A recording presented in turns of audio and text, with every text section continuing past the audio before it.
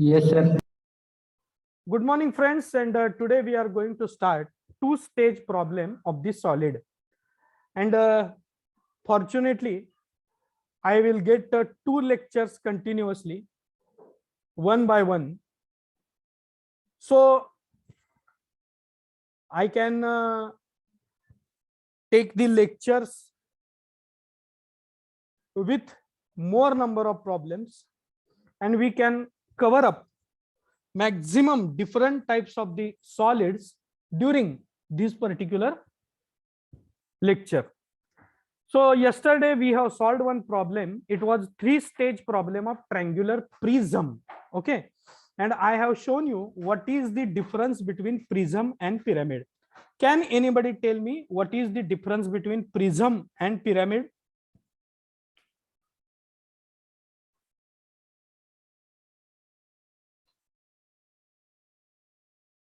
Prism क्या होता है और पिरामिड क्या होता है? पिरामिड में अपेक्स पॉइंट रहता है। करेक्ट। और पिरा- प्रिज्म में प्रिज्म में वो नहीं रहता है। ओके। प्रिज्म में एपेक्स पॉइंट नहीं रहता है। सो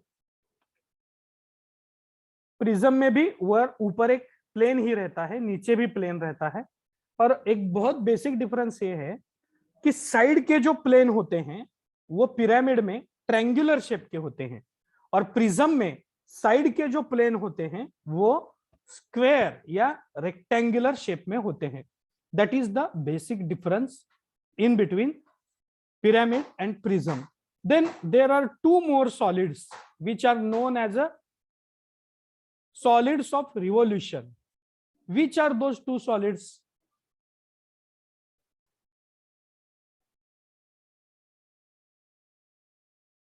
Solids of revolution. Yes, cone and cylinder. और कोन एंड सिलेंडर में क्या होता है? बेस में कौन सा सरफेस होता है? बेस में कौन सा प्लेन होता है? सर्क्यूलर प्लेन होता है। और ऊपर ऊपर ऊपर जैसे हम जाते हैं, कोन में हमें एपेक्स पॉइंट मिलता है, और सिलेंडर में ऊपर भी एक सर्कल ही होता है, और सरकमफेरेंस के जो ऑल पॉइंट्स हैं वो एक दूसरे से कनेक्टेड होते हैं। So these are four important और main types of the solid. Okay, so today we are going to start the two-stage problem related with the triangular pyramid. Okay, take the problem. Triangular pyramid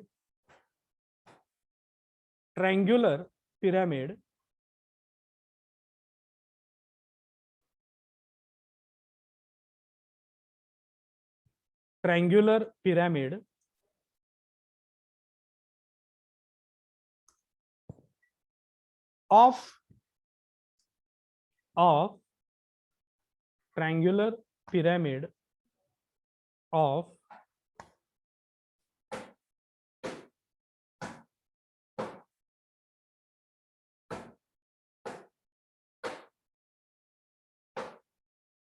(30 mm side,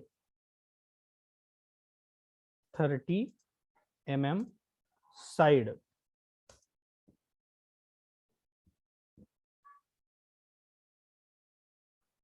and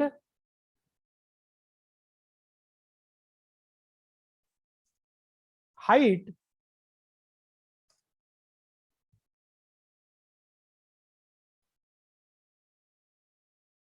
60 mm.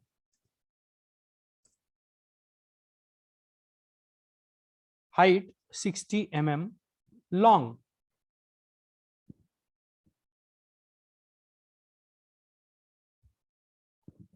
60 mm long, rest on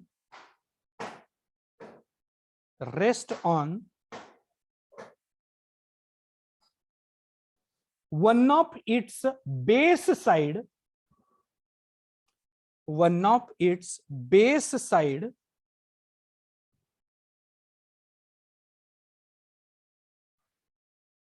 on ground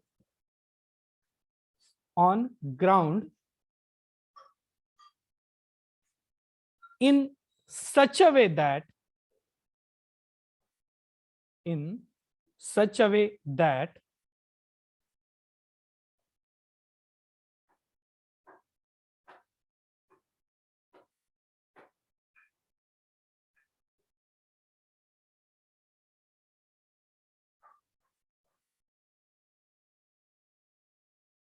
the triangular face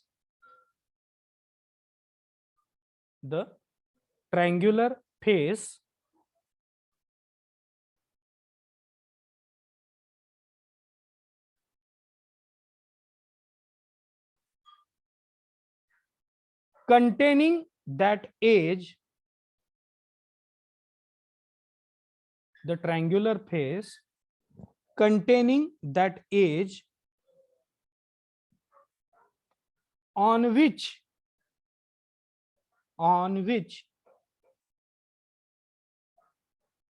the prism is rests,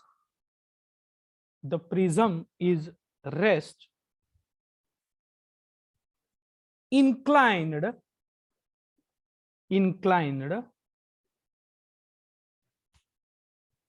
45 degree,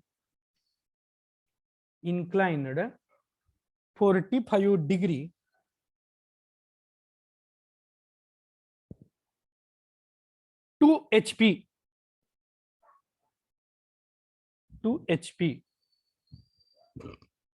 Draw its projection. Draw its projection.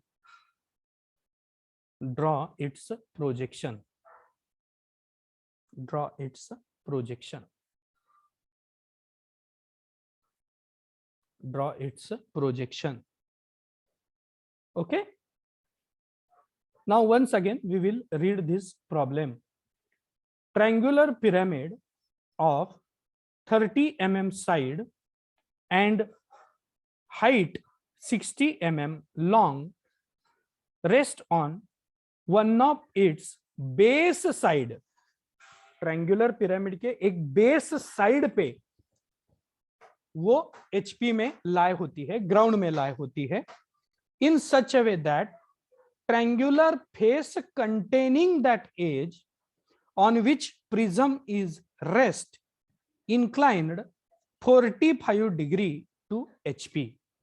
Okay, so first of all, like the plane problem, we need to decide, हमें क्या decide करना है कि object कौन सा है. Okay, ये जो ऑब्जेक्ट हम ड्रॉ करने वाले हैं वो ऑब्जेक्ट कौन सा है. कौन सा ऑब्जेक्ट है? Triangular pyramid. ट्रायंगुलर पिरामिड है.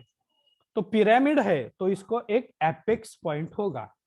पहले ये बात हमें ध्यान में रखनी है. सेकंड थिंग, ये ट्रायंगुलर पिरामिड एचपी में है या वीपी में है? कहां रखा हुआ है? एचपी में रखा है या वीपी में रखा है? मैंने कल कहा था ग्राउंड यानी HP. Ground means HP. HP में रखा है. और किस पे रखा है? कौन से पार्ट पे रखा है? उस ट्रायंगुलर पिरामिड का कौन सा पार्ट एचपी में रखा है? Base edge. अब मैं आपको ये ड्रॉ करके यहां बताता हूं. पहले मैं ट्रायंगुलर पिरामिड कैसे ऑब्जर्व होगा ये आपके सामने रख देता हूं. So this is the base and ये पिरामिड है तो इसको एक एपेक्स पॉइंट होगा. ये हो गया आपका ट्रायंगुलर पिरामिड. ओके, थोड़ा सा आपका इमेजिनेशन डेवलप होने के लिए मैं ये ड्रॉ कर रहा हूं. और आप भी अगर आपको इमेजिनेशन में प्रॉब्लम हो रही है तो इस तरीके से साइड में एक फिगर बना के आप प्रॉब्लम सॉल्व कर सकते हो. तो it's one of base side. Base side यानी क्या है? ये है ट्रायंगल का बेस. ये क्या है? ये है ट्रायंगल का बेस। और ये जो 3 साइड्स हैं, मैं इनको नाम दे देता हूं, ए, बी और ये हो गया सी। ये ए बी, बी सी और ए सी जो हैं वो उसके बेस के साइड हैं, समझ लीजिए। ए बी, बी सी और ए सी, ये जो 3 साइड हैं वो उसके बेस के साइड हैं। तो इसमें से कौन सा भी एक साइड आप एचपी में रख सकते हैं, यानी आपको वो एचपी में परपेंडिकुलर करके लेना होगा। तो मुझे प्रॉब्लम, एचपी में ये अगर ऑब्जेक्ट रखा है तो मुझे एक्स वाई लाइन के ऊपर स्टार्ट करना पड़ेगा या एक्स वाई लाइन के नीचे स्टार्ट करना पड़ेगा? बिलो XY लाइन से। Yes, absolutely correct. Below XY line, I need to start. Okay. So before that, what I will do, I will draw somewhere the S shape figure. ये मैं क्या करता हूं, एस शेप फिगर ड्रॉ करता हूं।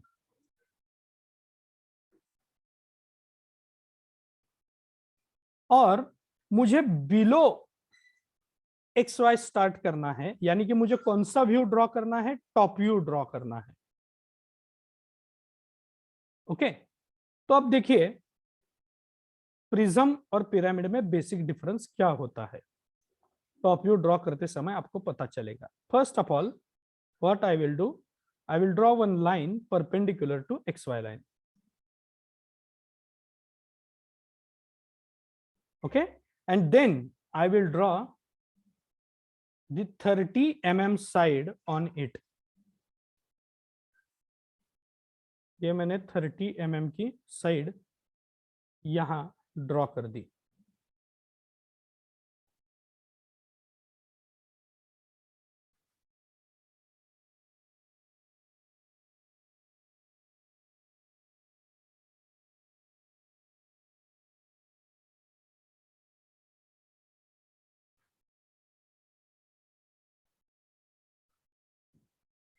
Okay, इसको मैंने नाम दे दिया, this is point A, this is point B,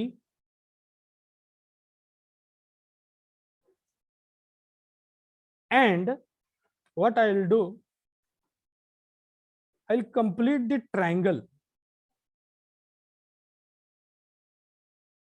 of 30 mm.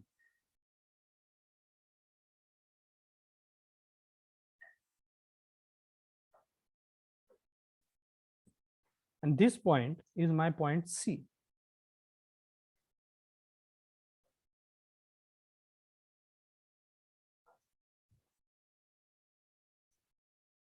Okay. Now, my friend, I'll complete its projection also.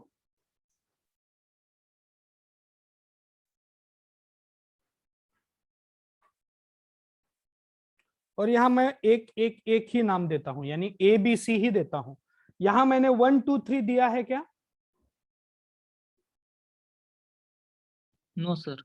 क्यों नहीं दिया है? बिकॉज ऊपर एपेक्स पॉइंट आता है, ऊपर भी ट्रायंगुलर सरफेस नहीं आता है, लेकिन ट्रायंगुलर प्रिज्म में नीचे भी ट्रायंगल आता है और ऊपर भी ट्रायंगल आता है।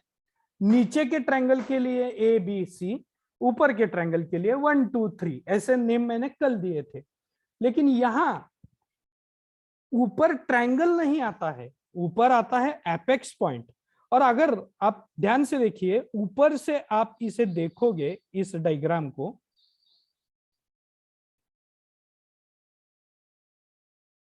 तो आपको ये एजेस भी दिखाई देंगे। ऊपर से आप जब देखोगे तब प्रिज्म में ऐसे एजेस नहीं आते हैं, क्योंकि प्रिज्म में ऊपर ट्रायंगल ही आता है। लेकिन जब आप टॉप व्यू में देखेंगे तो आपको एजेस दिखेंगे। Then how to draw such edges? Okay, तो आपको क्या करना है, पहले फेंट लाइन एक ए कॉर्नर से निकालनी है, फेंट होनी चाहिए, एक बी से निकालनी है और एक सी कॉर्नर से परपेंडिकुलर आगे के लाइन पे डाल देना है, और जहां ये 3 लाइन कट करते हैं वो होगा आपका एपेक्स पॉइंट। मैं इस एपेक्स पॉइंट को नाम देता हूं, एक ही एपेक्स पॉइंट आएगा तो मैं इसे नाम देता हूं ओ।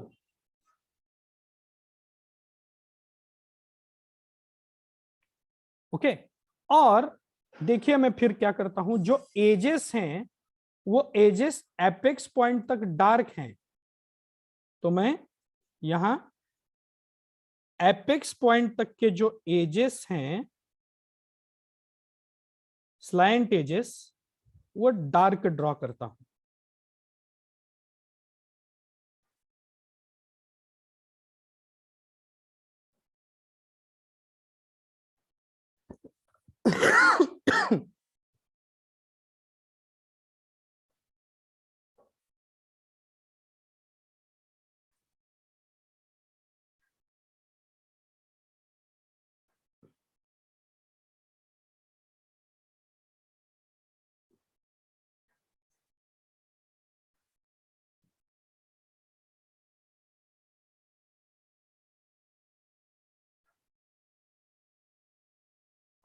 तो मेरा टॉप व्यू जो है वो टॉप व्यू यहां पिरामिड का ऐसे बन जाता है।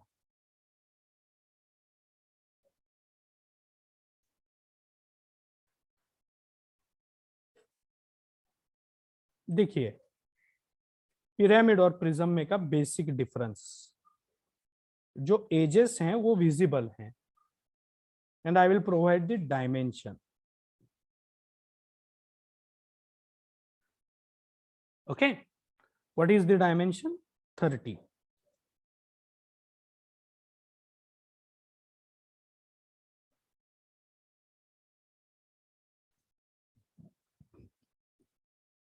तो ये मेरा पहला व्यू कंप्लीट हो गया, top view.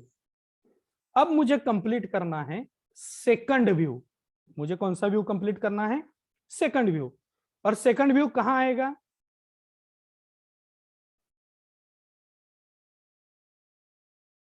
Front view.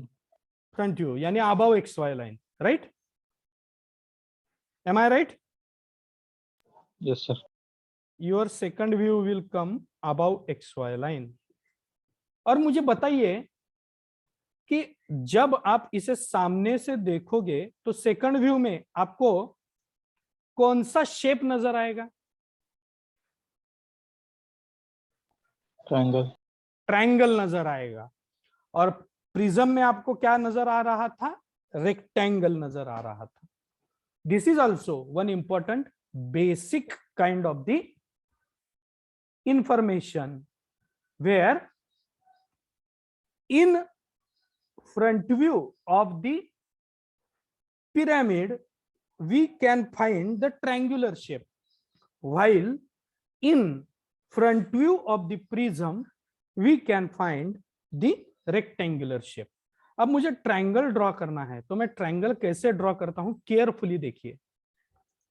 First of all I will mark, मुझे हाइट मार्क करनी है, तो मैं क्या करता हूं, उसका जो एपेक्स पॉइंट है वहां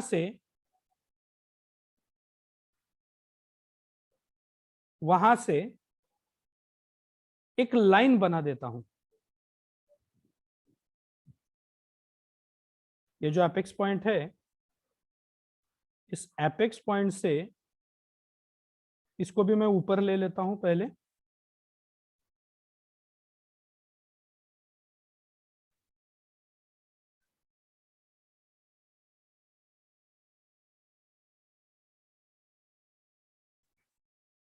और इस लाइन पे मैं क्या करता हूं, 60 mm मार्क करता हूं। हाइट कहां मार्क करनी है? हाइट, हाइट आपके एक्सिस पे मार्क करनी है, जहां से आपका ओ पॉइंट पास होता है वहां से। और उस पॉइंट से आपको फिर क्या करना है, ये दोनों साइड जो हैं वो जोड़ लेने हैं।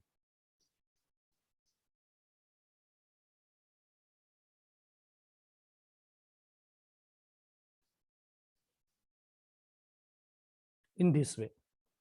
और ये है आपका एक्सिस तो एक्सिस कैसे ड्रॉ करते हैं हम? Line dot line dot line.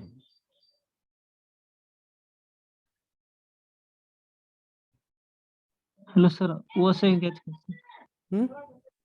60 mm ಕೊಟ್ಟನೆ XY line కోసం? हाँ, from XY line you will have to measure 60 mm.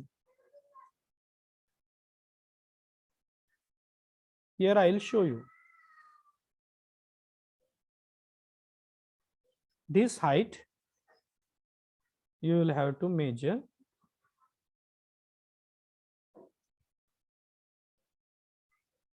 60 mm.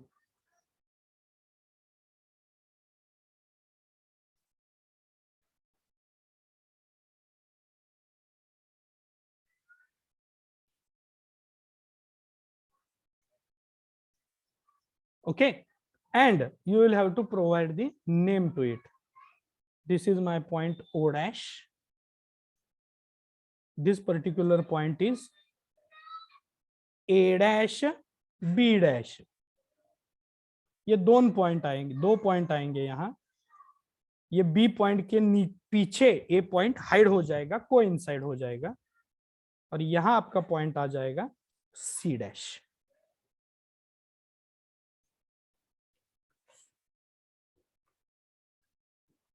Okay, यानी कि आपका ये दूसरा स्टेज भी कंप्लीट हो गया। Now we will go for the second stage. और सेकंड स्टेज में उन्होंने क्या कहा है, मैं पढ़ता हूं। The triangular face containing that edge यानी कौन सी एज? A B edge. और ए बी एज कंटेन करने वाला ट्रायंगुलर फेस, यानी कि आप यहां देख सकते हैं ये जो एज है, ये एज यहां ट्रायंगुलर फेस, आप ये ट्रायंगुलर फेस है ए बी का, ए बी के ऊपर का ट्रायंगुलर फेस। मैंने यहां हैच्ड लाइन से ये दिखा दिया है आपको। तो ये जो ट्रायंगुलर फेस है वो एचपी के साथ 45 डिग्री का इंक्लिनेशन करता है। क्या करता है? 45 डिग्री का इंक्लिनेशन करता है। तो मैं क्या करता हूं, अब ध्यान से देखिए। Here I will draw angle of 45 degree in any direction. आप ऐसे भी एंगल ड्रॉ कर सकते हैं, ये 45, या हम अपना एंगल 45 डिग्री का ऐसे भी ड्रॉ कर सकते हैं।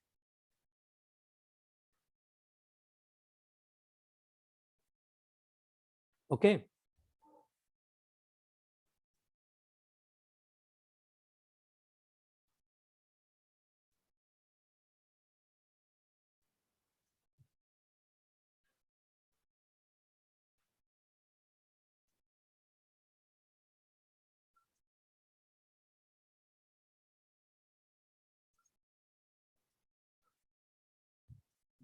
यानी कि मेरा थर्ड व्यू जो है वो होगा inclination with the HP front view में।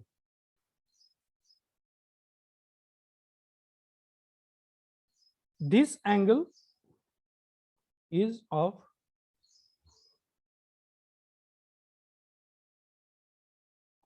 45 डिग्री।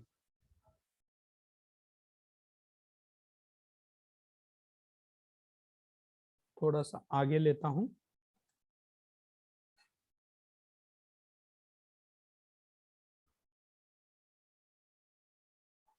ओके, और यहां पॉइंट आएगा ट्रायंगुलर फेस कंटेन करने वाला एज का, यानी कि यहां पहले नीचे पॉइंट आएगा ए डैश बी डैश।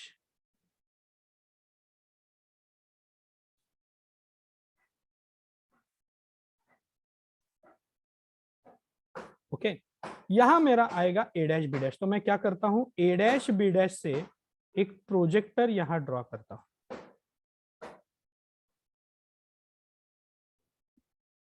ए डैश बी डैश से इस एक्सिस तक का डिस्टेंस लेता हूं और यहां मार्क कर देता हूं, और ए डैश बी डैश से सी तक का डिस्टेंस लेता हूं और यहां मार्क कर देता हूं।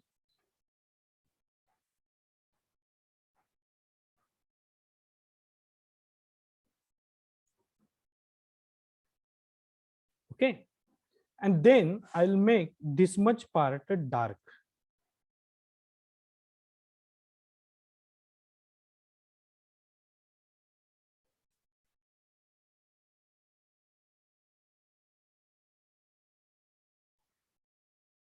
A डैश B डैश से O डैश तक का जो डिस्टेंस है वो मैं कंपास में ले लेता हूं और यहां मार्क कर देता हूं।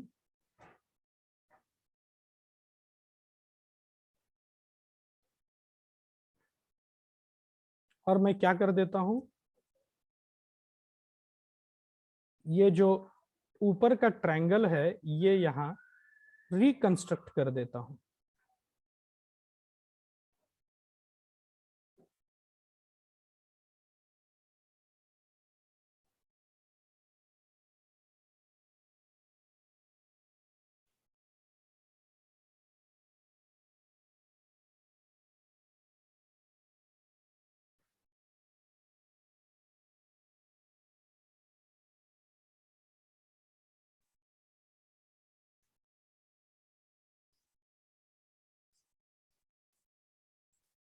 Now this apex point is my point O dash.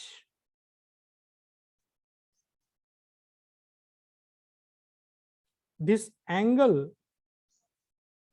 is of theta is equal to 45 degree.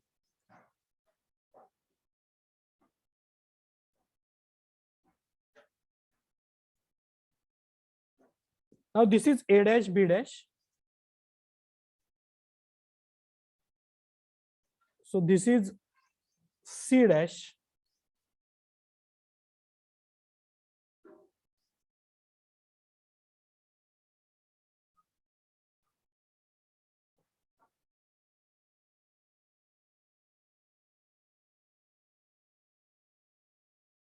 In this second stage. तो देखिए सेकंड स्टेज को A डैश B डैश और A डैश का जो ट्रायंगुलर फेस है वो मैंने इंक्लाइंड कर दिया। Now I will have to move for the stage number 4। और ये स्टेज नंबर 4 कहां आता है, नीचे आता है, टॉप व्यू में आता है। तो प्लेन में आपने ड्रॉ किया है, सॉलिड के प्रॉब्लम में आपने ड्रॉ किया, आपको क्या करना पड़ेगा, सारे जो पॉइंट्स हैं उसके प्रोजेक्टर्स जो हैं वो नीचे फॉरवर्ड करने होंगे। सारे प्रोजेक्टर नीचे ले जाने होंगे।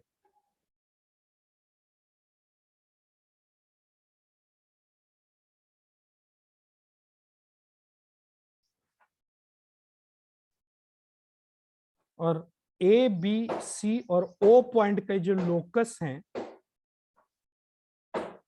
वो लोकस आपको कैरी फॉरवर्ड करने होंगे।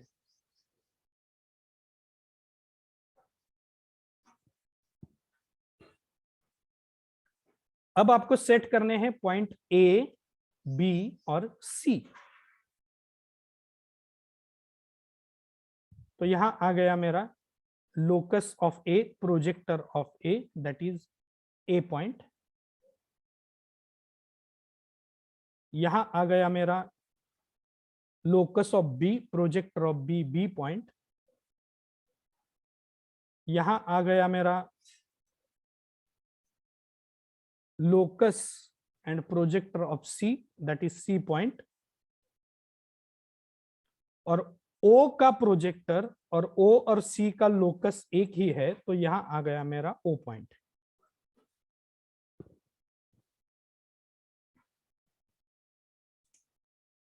Now I will have to mark the top view of the solid in a second stage।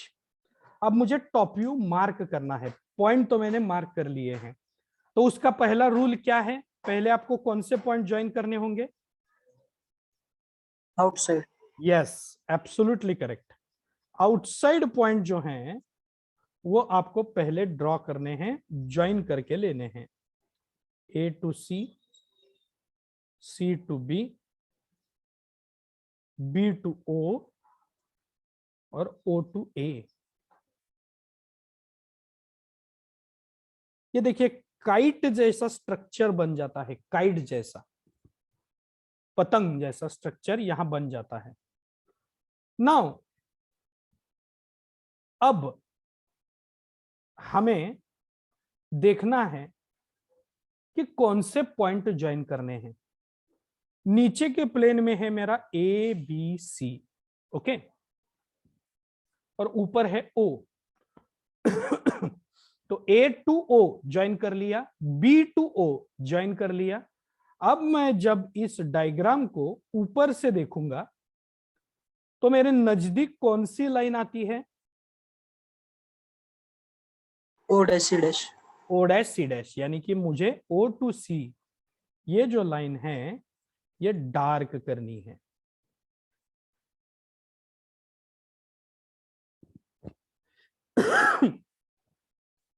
अब लाइन कौन सी रह गई है? A to B लाइन रह गई है। और आप देख सकते हैं कि A to B ये जो पॉइंट है, ये जो लाइन है, वो ऑब्जर्वर से दूर है, अपोजिट साइड में है। ओके, तो A to B ये जो दो पॉइंट हैं, ये दो पॉइंट आएंगे डॉटेड वन। ये दो पॉइंट डॉटेड लाइन से मैं जोड़ देता हूं, यानी कि ये जो लाइन है ये हिडन लाइन है। और ये मेरा सेकंड स्टेज कंप्लीट हो गया, प्रॉब्लम भी कंप्लीट हो गया। अगर इन्होंने इंक्लिनेशन विथ वीपी दिया तो ये इंक्लिनेशन विथ वीपी हम यहां ड्रॉ कर सकते हैं, और हमारा जो प्रॉब्लम है वो 3 स्टेज का प्रॉब्लम बन जाएगा और हम कंप्लीट कर देंगे। लेकिन मैंने जैसे बताया था कि हमें कंसंट्रेट करना है 2 स्टेज प्रॉब्लम पे, तो ये 2 स्टेज प्रॉब्लम यहां खत्म हो जाता है। ओके, तो फिर से एक बार जो लोग लेट ज्वाइन हुए हैं उनके लिए मैं बताना चाहता हूं कि हमारा ऑब्जेक्ट ट्रायंगुलर पिरामिड है।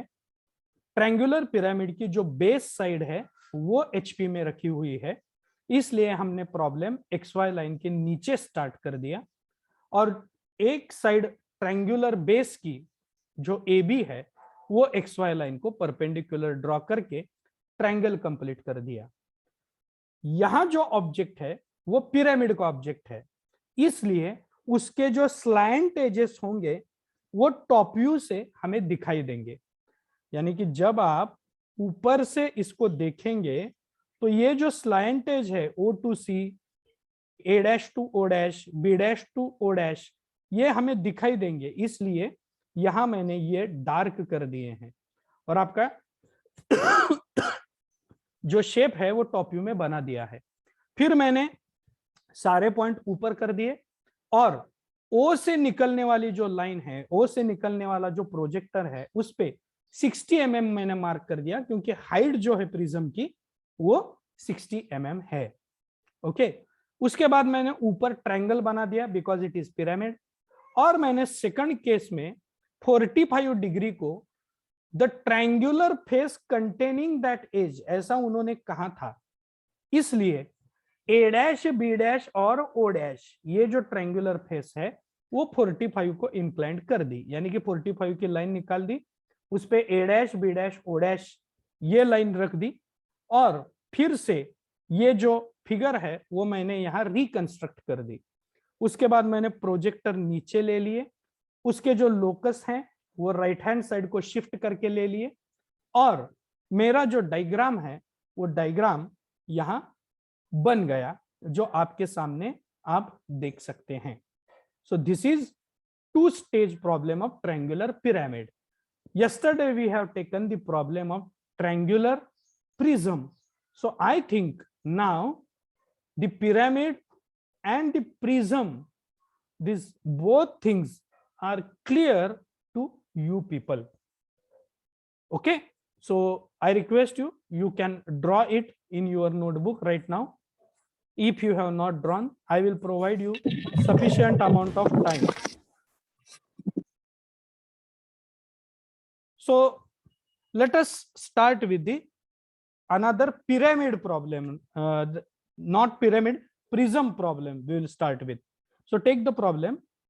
A square prism square prism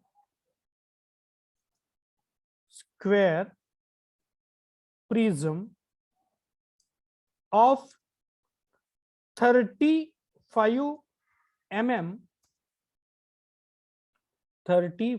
mm side and 60 mm height. A square prism of 35 mm side and 60 mm height is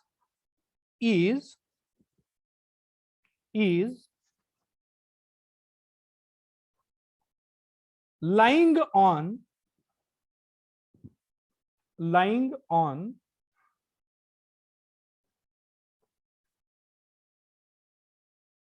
one of its base side in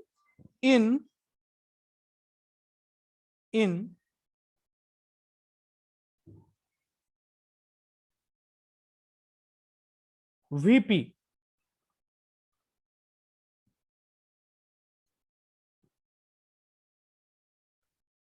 In VP.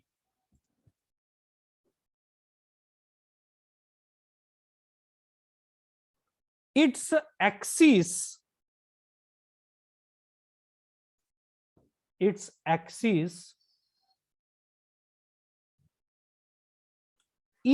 inclined. Its axis is inclined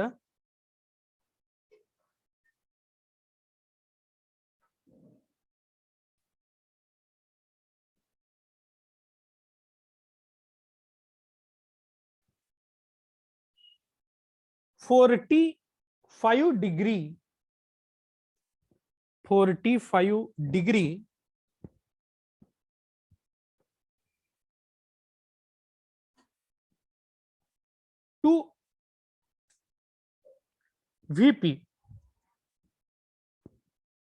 to VP.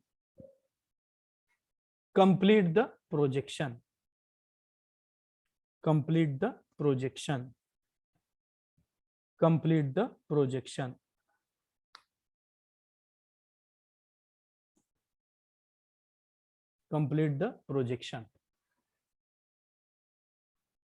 So friends, you will have to read this problem and you will have to write the given things. Okay. A square prism. पहले हमें decide करना है कि object कौन सा है. कौन सा ऑब्जेक्ट है? प्रिज्म है. ओके. नंबर 2, ये जो स्क्वायर प्रिज्म है वो कहां रखा हुआ है? एचपी में रखा हुआ है या वीपी में रखा हुआ है? वीपी में रखा हुआ है.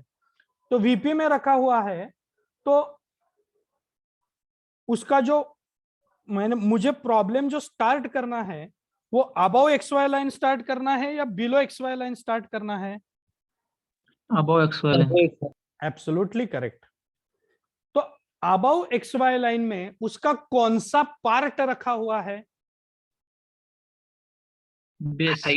बेस साइड रखी हुई है.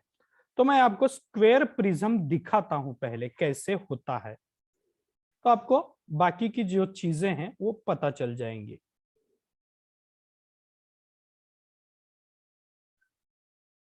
तो मैंने आपको कहा था कि इमेजिनेशन के लिए पहले हम स्क्वायर प्रिज्म बना लेते हैं. यहां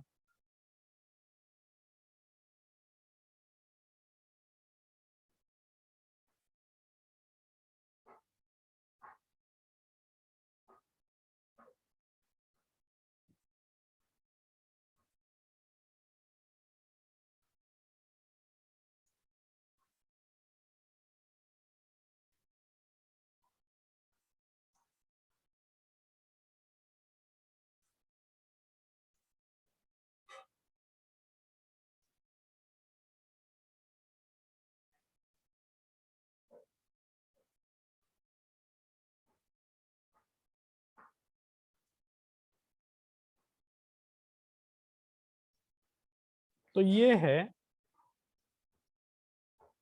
आपका square prism.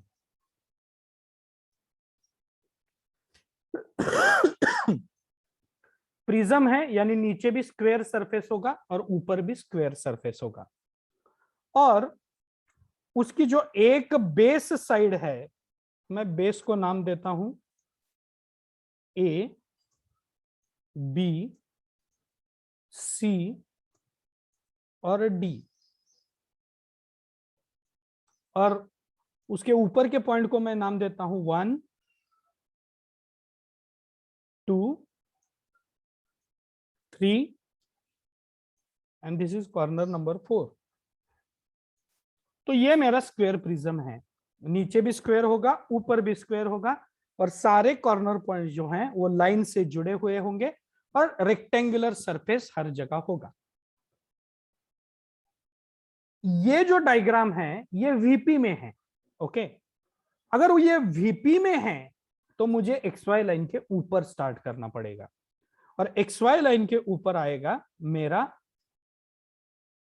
Front view, okay.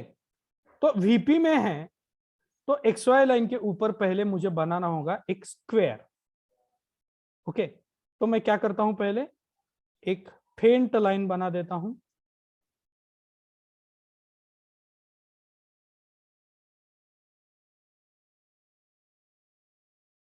और उस फेंट लाइन पे मैं 35 mm का एक स्क्वायर बना देता हूं।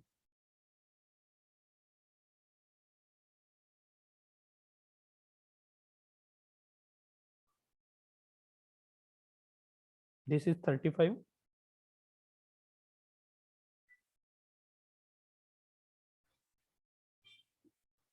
This is 35. This is 35. This is also 35.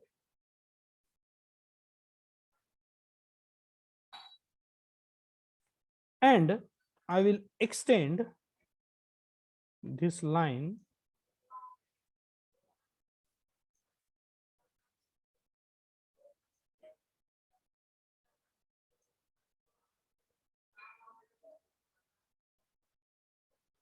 in this way, and I will name it properly. This is my point A, comma 1. This is my point B, comma 2. This is my point C, comma 3. And the last point is D, comma 4.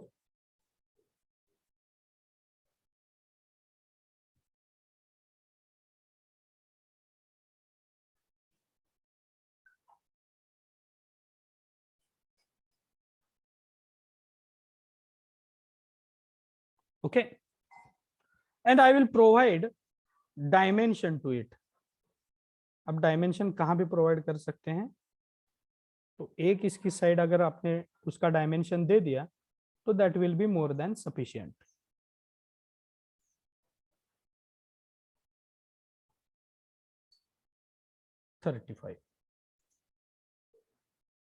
Okay, अब मुझे front view complete करने के बाद top view पे जाना है, लेकिन top view पे जाते समय मुझे हाइट कहां मार्क करनी है, तो उसके एक्सिस पे मार्क करनी है। तो मैं क्या करूंगा, ये दो फेंट लाइन निकालूंगा, डार्क नहीं आएंगे यहां, बिकॉज ये प्रिज्म है। अगर ये पिरामिड होता तो ये चारों लाइन डार्क आ जाती, लेकिन यहां ये प्रिज्म है। तो ऊपर एक पॉइंट आएगा एक्सिस का O, सारे ऊपर के पॉइंट हैं, जस्ट मिनट, सारे को डैश आएंगे।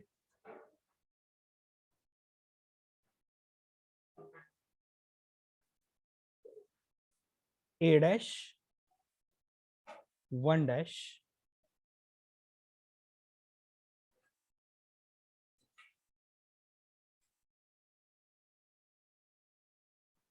B dash, 2 dash,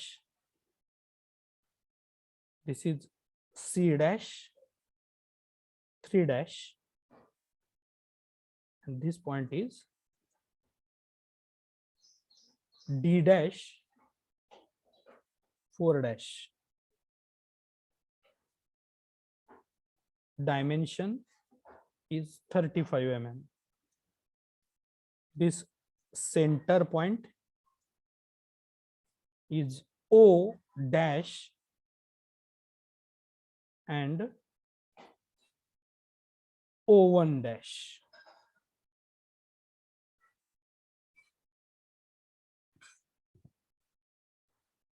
And now I will have to complete this second view, that is its top view. तो मैं पहले क्या करूंगा, ये जो उसके डायगोनल्स इंटरसेक्ट होते हैं वो होगा उसका axis point O dash O1 dash, मैं उसे एक्सटेंड करता हूं।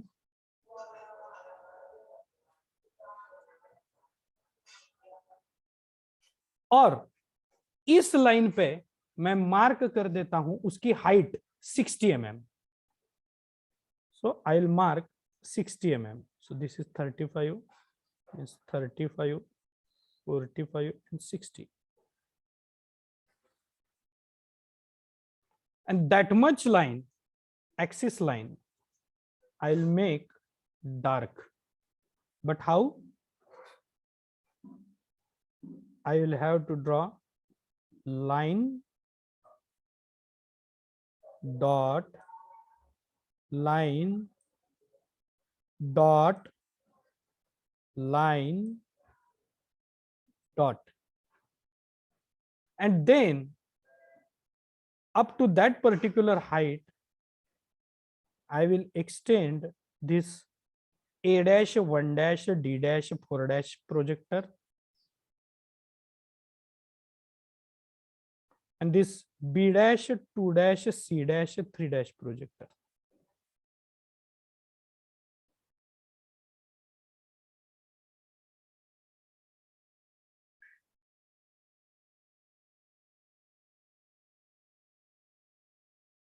I'll join it by the horizontal line over here.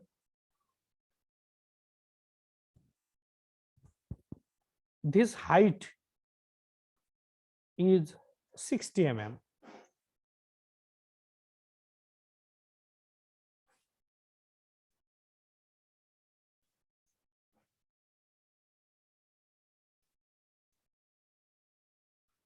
Instead of drawing it here,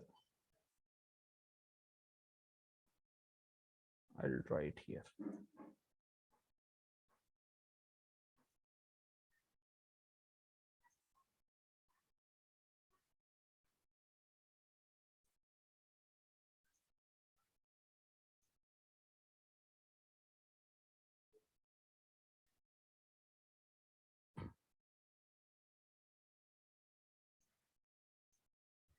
This is 60.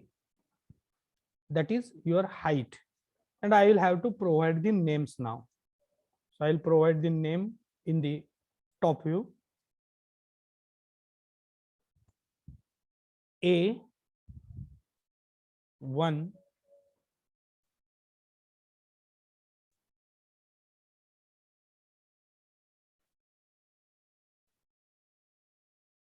not A1. This is top view. So here 2 points will come. That is A and D. A और D यानी कि नीचे के point यहाँ आएंगे, यहाँ आएंगे point B and C, यहाँ आएंगे आपके पॉइंट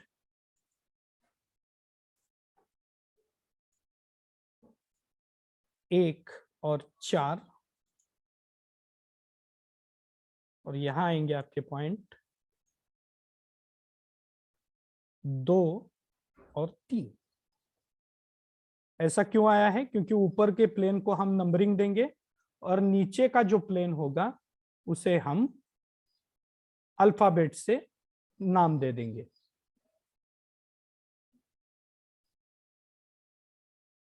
तो ये पहला व्यू आपका खत्म हो गया।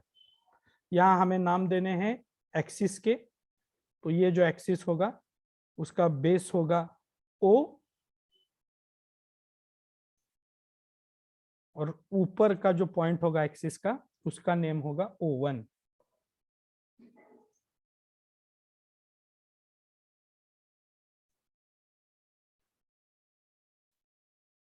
यानी कि आप 3D व्यू में देख लीजिए, आपका जो एक्सिस है वो एक्सिस ऐसे यहां सेंटर से पास हो जाता है।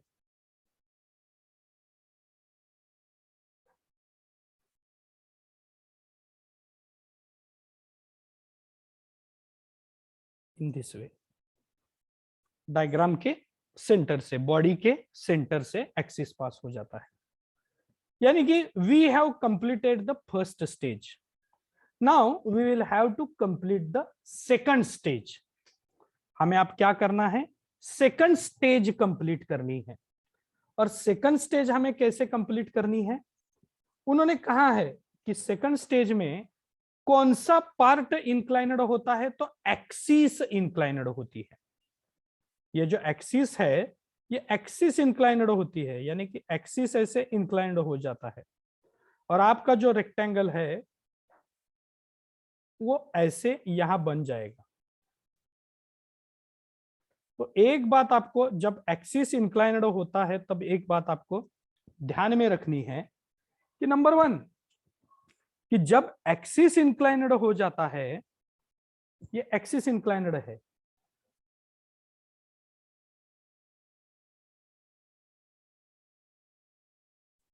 और ये बेस साइड इंक्लाइनड है, दिस इज योर बेस।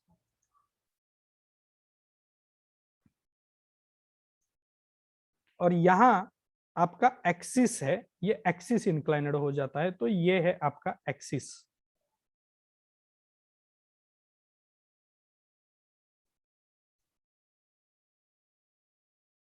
तो जब एक्सिस इंक्लाइनड हो जाता है ऐसा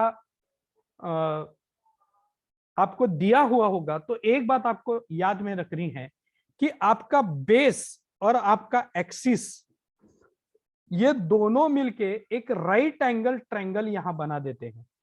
you can see it creates a right angle triangle over here. यानी कि अगर आपका एक्सिस 45 को इंक्लाइनड होगा तो आपका बेस कितने को इंक्लाइनड होगा, 90 माइनस 45। How much, 45। अगर आपका एक्सिस 40 डिग्री को इंक्लाइनड होगा तो आपकी बेस साइड कितने डिग्री को इंक्लाइनड होगी, 90 माइनस 40, 90 माइनस 40, 50, करेक्ट। अगर आपका एक्सिस 30 डिग्री को इंक्लाइनड होगा तो आपकी ये जो बेस है वो बेस कितने डिग्री को इंक्लाइनड होगी, 60। तो ये बात आपको समझ लेनी है ड्रॉ करने के पॉइंट ऑफ व्यू में। Okay, so what we will do here, here they have indicated that your axis is inclined 45 degree to VP। VP यानी XY लाइन के नीचे का इंक्लिनेशन है। तो मैं क्या करता हूं, मैं पहले एक 45 डिग्री, कितने डिग्री को है axis incline, 45। so here I can write axis is inclined 45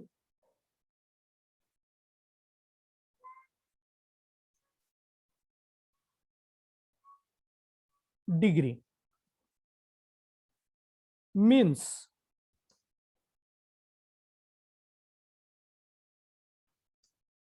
base is inclined by 90 minus 45 is equal to 45 degree.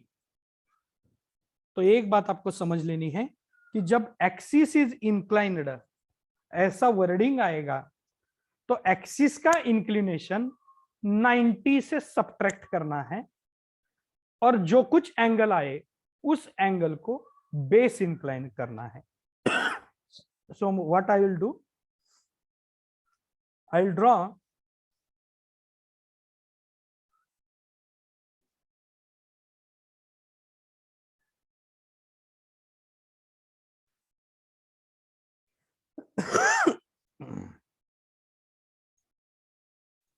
(90° angle in this direction, a 45° angle in this direction.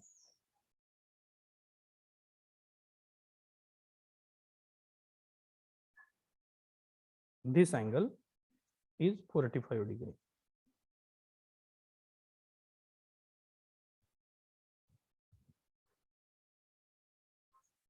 And this point is my point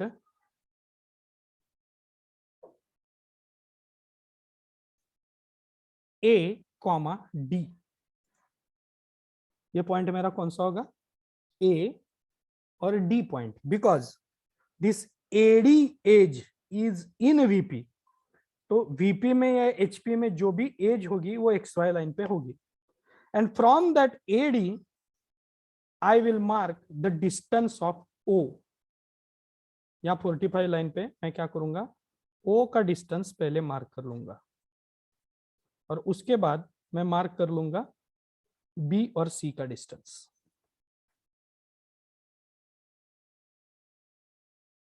This is distance of B and C.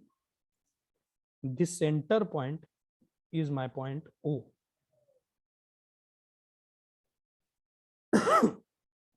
और इस सारे point से मैं क्या कर दूंगा? आगे यहां प्रोजेक्टर निकाल दूंगा.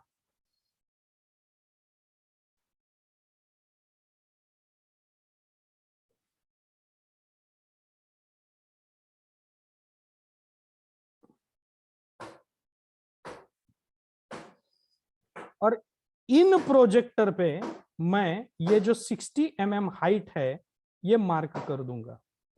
तो सपोज 60 mm हाइट यहां तक आती है. So I will mark in this way and then I will make that diagram dark.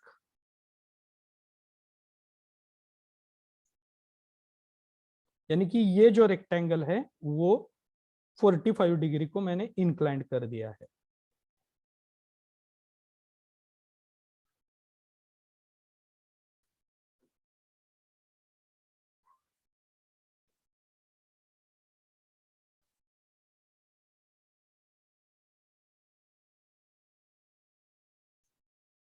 This is my center line, axis line. तो एक्सिस लाइन जो है वो मैं यहां तक ले जाता हूं और एक्सिस इंक्लाइंड है.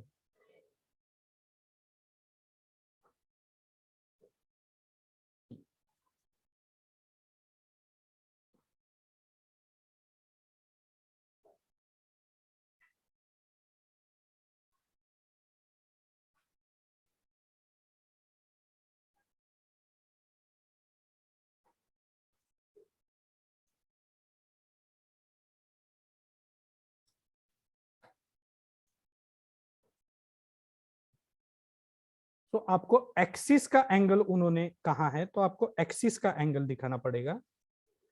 This angle is 45 degree.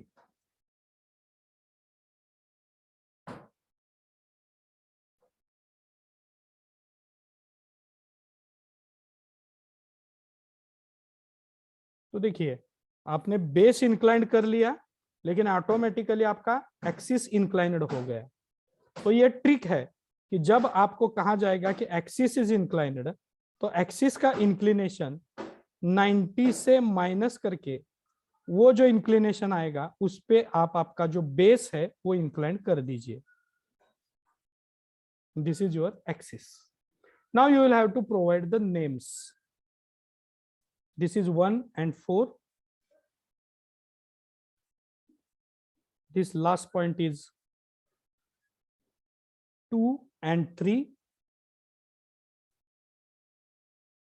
Axis base point is O and axis top point is O1. Now, in a second stage, you will have to drag those all points in top direction. ये top direction में आपको इसके projector draw करने हैं.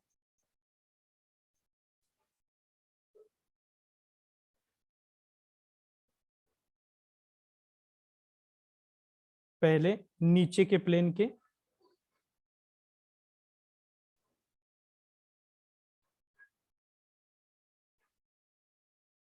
और फिर ऊपर के प्लेन के.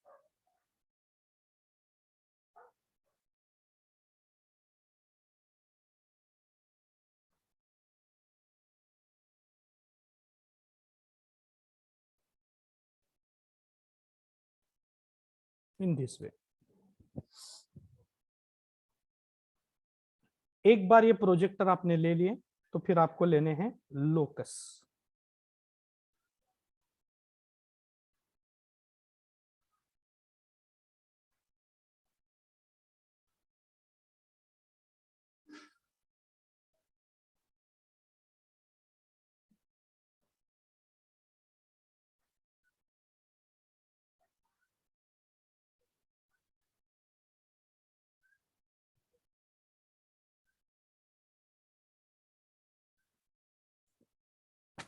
ओके.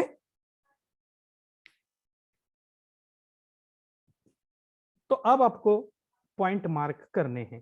पहले नीचे का प्लेन, ए का प्रोजेक्टर, ए का locus. So this is my point A. D का प्रोजेक्टर, D का लोकस और D का projector. This is my point D. यहां C का प्रोजेक्टर, C का locus. This is my point C. Now here B का projector, B का locus. The point will be B. And at center O का projector और O का locus. So this will be my point O.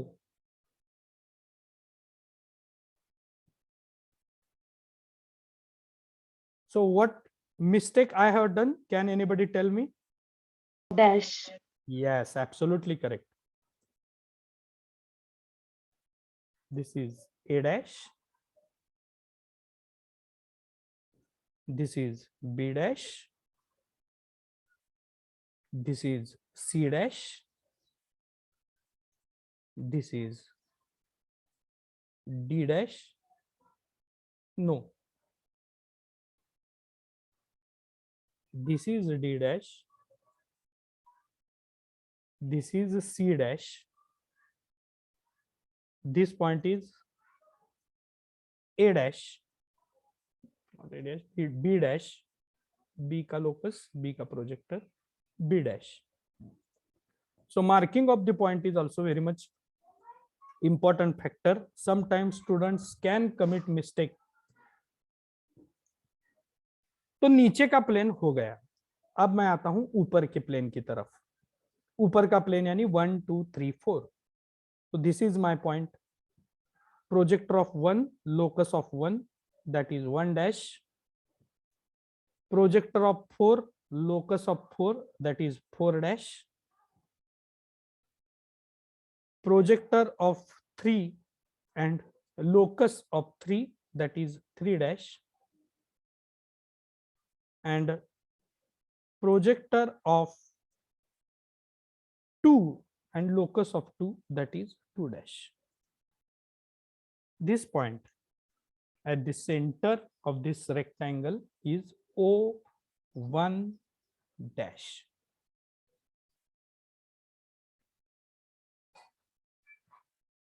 तो सारे point mark कर दिए. अब मुझे फ्रंट व्यू निकालना है.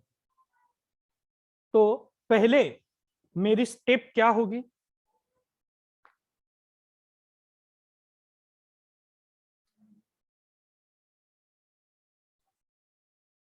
पहली स्टेप क्या हो गया फाइनल व्यू कंप्लीट करने के लिए?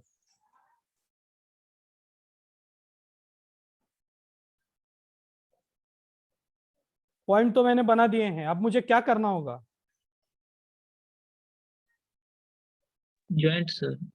Yes, but what I will have to join? Outside points. Yes, all outer points I need to join. C to B, B to A to 2, 2 to 1, 1 to 4, 4 to 3, 3 to D, and D to C.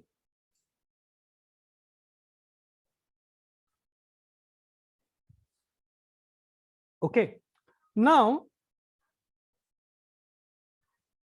we need to join the remaining points. तो अब remaining point में dotted line कौन सी आएगी ये हमें देखना है। तो जो कोई भी ऑब्जर्वर होगा, अब ऊपर का व्यू कंप्लीट करना है तो ऑब्जर्वर इस डायरेक्शन में फिगर को देखेगा। तो नजदीक कौन सी लाइन है? नजदीक कौन सी लाइन है? 2 और 3 पॉइंट यहां क्लोज है उसको, तो 2 और 3 पॉइंट जो है वो मैं डार्क लाइन से जोड़ देता हूं।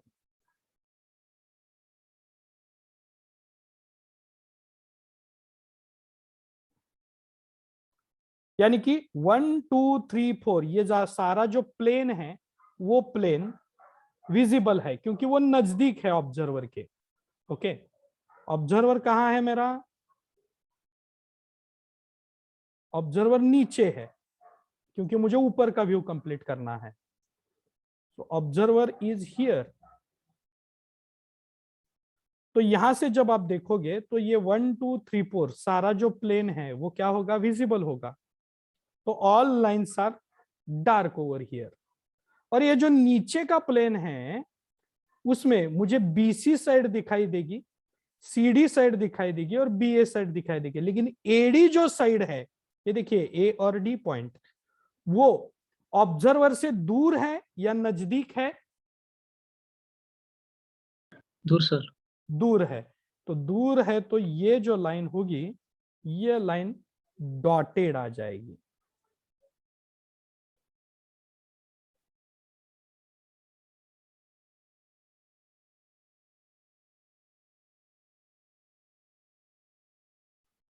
In this way, and you can pass this center line from O to O dash in this way. अगर आपने दिखाई तो भी चलेगा, नहीं दिखाई तो भी चलेगा।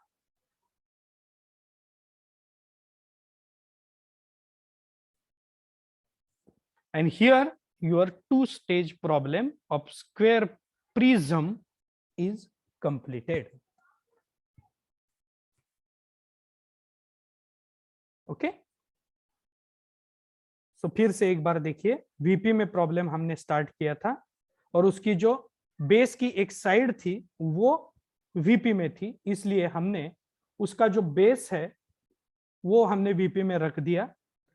ये जो डायग्राम है ये प्रिज्म की है, तो ऊपर के साइड पे ऐसे कट शेप्स नहीं आएंगे, लेकिन एक्सिस पा लेने के लिए हमने डायगोनल्स डाल दिए और जहां वो इंटरसेक्ट करते हैं वो वहां से आपका एक्सिस निकलेगा, तो वो पॉइंट हमने वहां लगा दिया।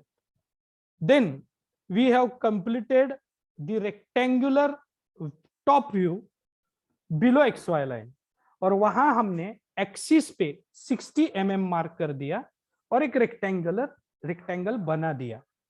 नेक्स्ट उन्होंने इस प्रॉब्लम में कहा है कि एक्सिस इज इंक्लाइंड, तो अगर एक्सिस इंक्लाइंड आप कर लेंगे तो आपको ड्रॉ करते समय थोड़ी तकलीफ हो सकती है, इसलिए हमने एक ट्रिक क्या निकाली कि जितना भी इंक्लिनेशन एक्सिस का है उसमें 90 में से वो इंक्लिनेशन हम सब्ट्रैक्ट करेंगे और जो एंगल आया है उस एंगल को हम बेस का जो प्लेन है इस सॉलिड में वो इंक्लाइंड करके लेंगे, और वही ट्रिक यूज करके हमने यहां फिर से रेक्टेंगुलर का एक्सिस 45 डिग्री को इंक्लाइन कर दिया।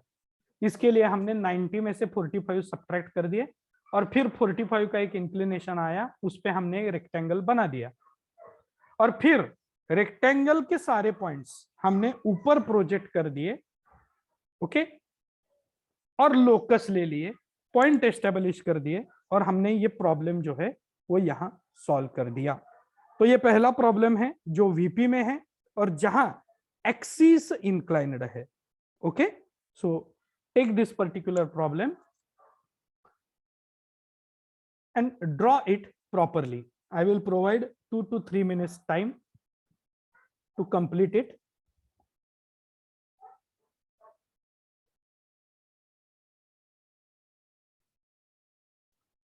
Draw it carefully.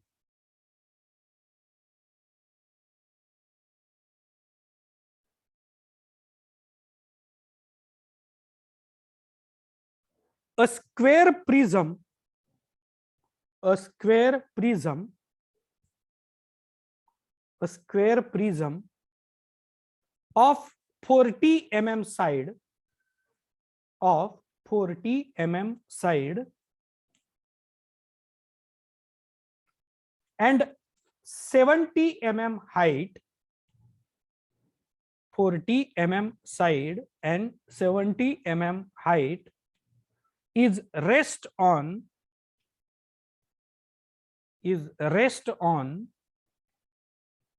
one of its base edge, is rest on one of its base edge in HP, in HP,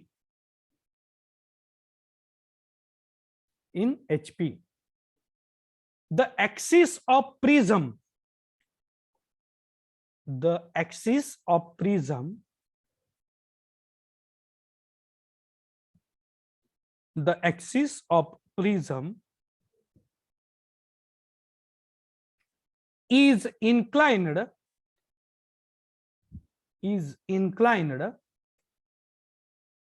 axis of prism is inclined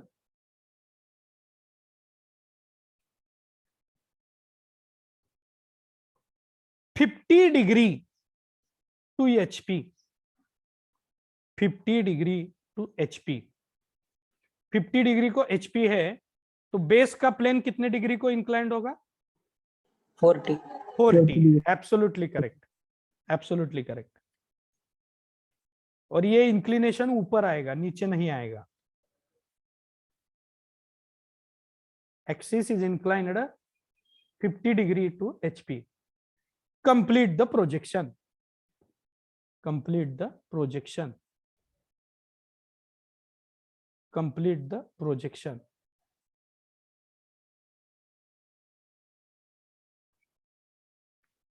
Complete the projection.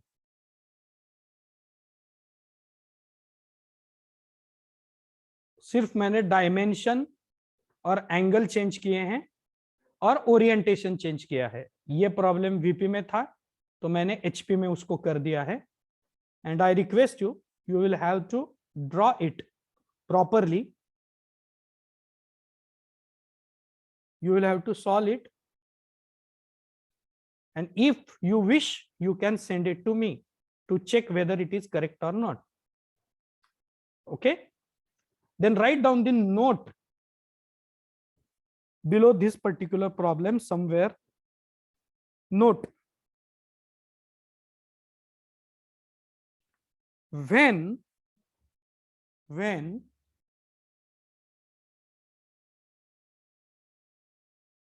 axis is inclined, when axis is inclined, when axis is inclined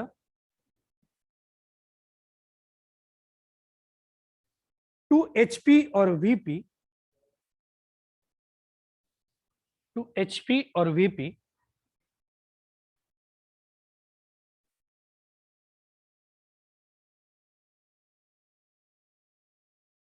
by some degrees,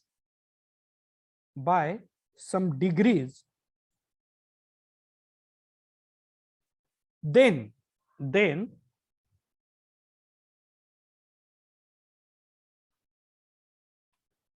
subtract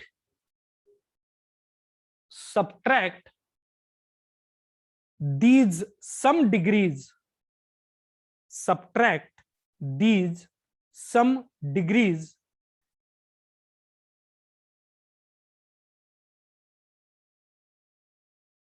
from 90 degree, from 90 degree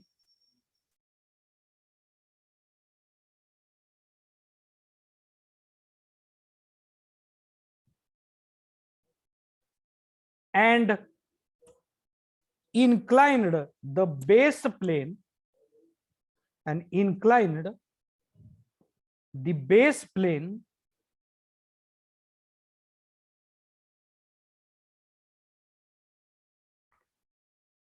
by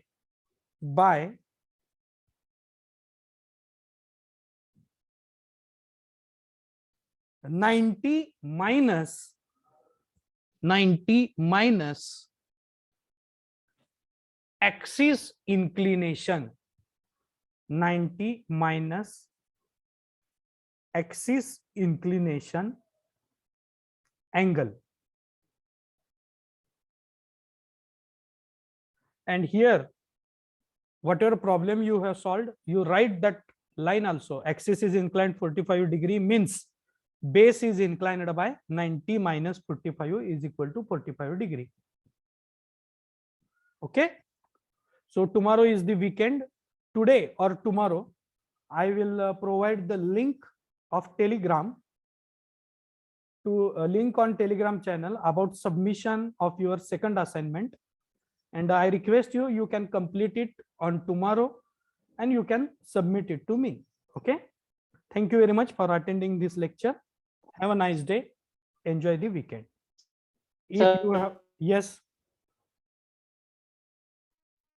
Yes.